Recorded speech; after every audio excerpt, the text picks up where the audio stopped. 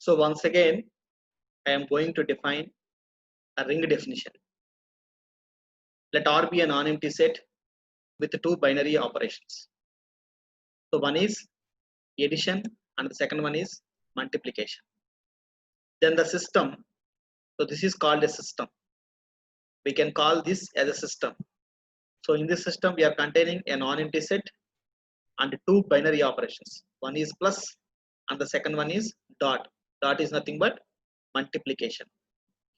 Is said to be a ring if it satisfies the following conditions. So a non-empty set together with two binary operations. So in order to define a ring, we require a non-empty set and two binary operations. So, and if it satisfies the following conditions, then we say that that system is a ring. So coming to the first condition, R comma plus is an abelian group. So once again, what is an abelian group? In abelian group, we are having 5 conditions. One is closure property, second one is associative property, third one is identity property, fourth one is inverse property, and finally fifth one is commutative property. So if these 5 properties are satisfied, then we say that R is an abelian group. Here the operation is plus. So we have to satisfy all the 5 conditions by using the operation plus. So coming to the second condition, that is R comma dot is semi-group. In semi-group, we are having 2 conditions. So one is closure property and the second one is associative property. So here we have to use the operation dot. Dot is nothing but multiplication. So by using the operation multiplication, we have to satisfy 2 conditions. One is closure property and the second one is associative property. After that, coming to the third condition, we have to satisfy distributive laws. So the first one is A into B plus C is equal to AB plus AC. So this is left distributive property. So coming to the next one, B plus C into A is equal to BA plus CA. So this is right distributive property. So that in distributive laws also we are having 2 conditions. One is left distributive property. So this is left distributive property and this is right distributive property. So if all these conditions were satisfied by a non-empty set capital R together with 2 binary operations plus comma dot, we say that that set is a ring. So once again, if you want to define a ring, it should satisfy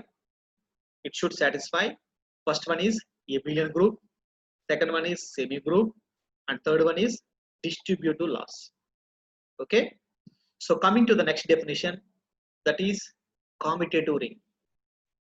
So a ring capital R, so please listen carefully. A ring capital R means if you want to define a commutative ring, first of all it should be a ring, means it should satisfy all these conditions. After that, if you want to say that particular ring is a commutative ring, it should satisfy one more condition, that is, so a ring is said to be a commutative ring if it satisfies AB is equal to BA, that is commutative property with respect to multiplication. So in addition to all these conditions, if a ring satisfies this condition also, then we say that that ring is a commutative ring. That ring is a commutative ring. Okay. Next, coming to the next definition, ring with unit element. Once again, if you want to define this definition also, first of all, it should be a ring. Means all these conditions were satisfied by capital R. In addition to these conditions, if you want to say that ring having an unit element, so that is if one belongs to R, then we say that that ring having an unit element. Whenever one belongs to R, then if we consider any element small a in capital R, we get 1 into A is equal to A into 1 is equal to A. So this is This is the property that this is the definition that ring with unit element. So this was an additional condition to all the above ring definition conditions. So coming to the next definition, that is ring with zero divisor. Ring with zero divisor. So a ring Kepler is said to be, once again, so I am defining every definition with the help of ring. So a ring Kepler, a ring Kepler. So if you want to define any definition, first of all, that should be a ring itself. After that, if it satisfies some more additional conditions, so then we say that ring is having this special character. That ring is having unit element. That ring is called a commutative ring. So that ring is having a without zero divisor property or with zero divisor property. So coming to our definition, ring with zero divisor. So once again, I am starting with a ring Kepler is said to be a ring with zero divisor. So please underline with zero divisor property.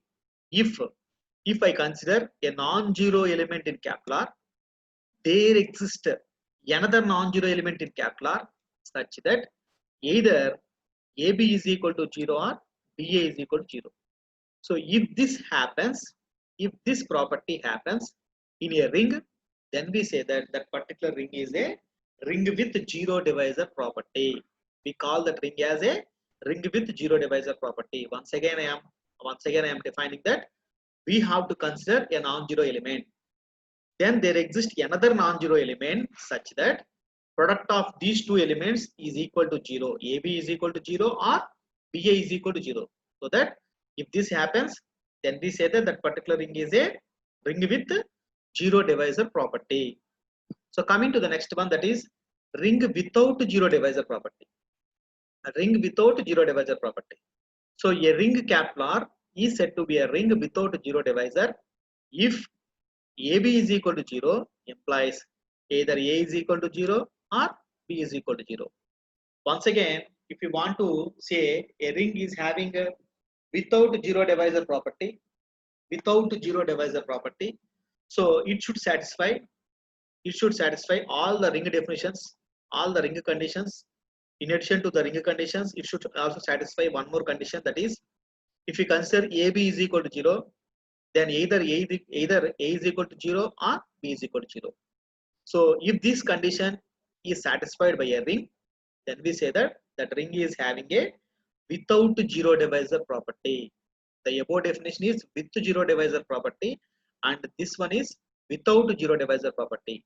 So without zero divisor property is if product is equal to 0 implies either A is equal to 0 or B is equal to 0. Whereas in with zero divisor property, we are considering two non-zero elements such that either AB is equal to 0 or BA is equal to 0. That is with zero divisor property. So coming to the next definition, integral domain. So in order to define an integral domain, first of all, that should be a ring itself.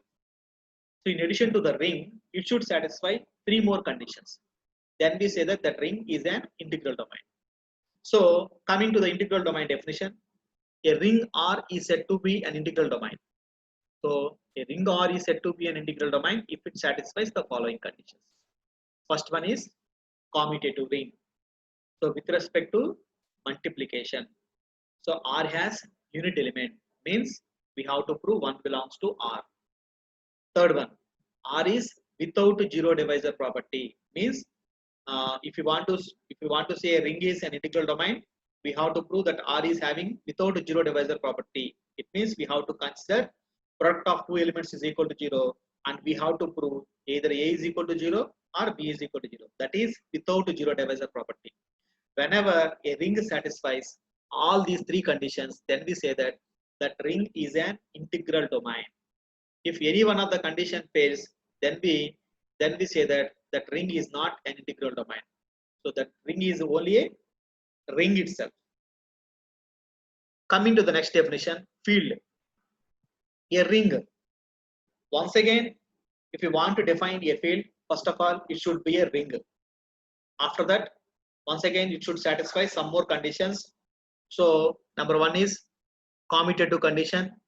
Number two is unit element. Once again, 1 belongs to R. We have to prove 1 belongs to R. And the third condition is every non-zero element in R having multiplicative inverse. So for understanding, multiplicative inverse is nothing but if we consider an element 2, the multiplicative inverse for 2 is 1 by 2. Similarly, if we consider 3, the multiplicative inverse for 3 is 1 by 3. Like that, we have to prove each and every element, each and every non-zero element in capital R having multiplicative inverse. So whenever a ring satisfies all these three conditions, commutative condition, unit element condition, and multiplicative inverse condition, then we say that that particular ring is a field. So coming to the next definition, that is skew field. So this can also be called division ring. So once again, a ring capital R having at least two elements is said to be a skew field if it satisfies the following conditions. So in order to define a skew field or a division ring, first of all, it should be a ring itself. And after that, it should satisfy two more conditions. One is R has a unit element. So we have to prove R is having an unit element. And the second one is every non-zero element in R having multiplicative inverse. So if these two conditions are satisfied by a ring, then we say that that particular ring is a skew field or division ring. So these are all the definitions are linked with the ring definition. So in order to define a skew field or a division ring, first of all it should be a ring. Similarly, in order to define a field also, first of all it should be a ring. And in order to define an integral domain also, first of all it should be a ring. So ring is very, very important. Okay. So after defining all this, coming to the next definition, that is Boolean ring.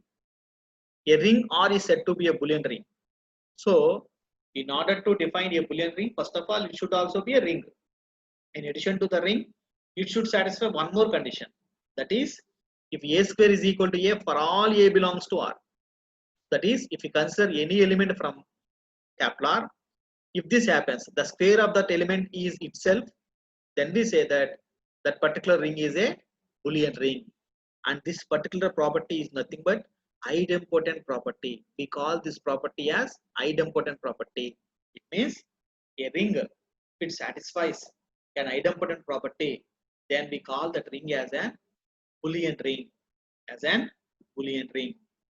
So coming to the examples, here we have given some examples.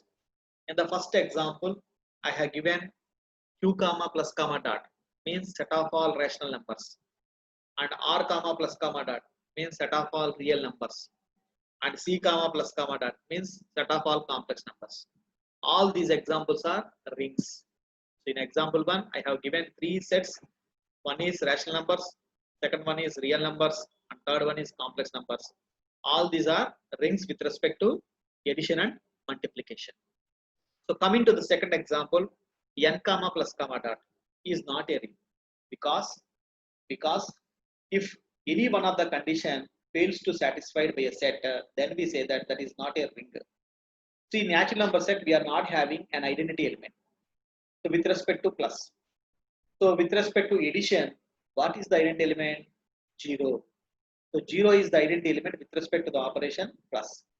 In natural number set, we are not having 0 because in natural number set, the element starts from 1, 1, 2, 3, and so on, etc. We are not having 0. So that the identity property fails. So whenever one property fails also, we cannot say that set is a ring. So that n comma plus comma dot is not a ring. So and in third example, so z comma plus comma dot. Z is nothing but the set of all integers. So the set of all integers is an integral domain. So once again, integral domain means first of all it should be a field, and after field it should satisfy some more conditions. So then we say that that ring is an integral domain. And coming to the fourth example also, I am giving some examples for field. Q comma plus comma dot and R comma plus comma dot and C comma plus comma dot are also fields. So these are all fields. And in fifth example, q comma plus comma dot in the set of all rational numbers is a skew field. Skew field can also be defined as division. Thank you.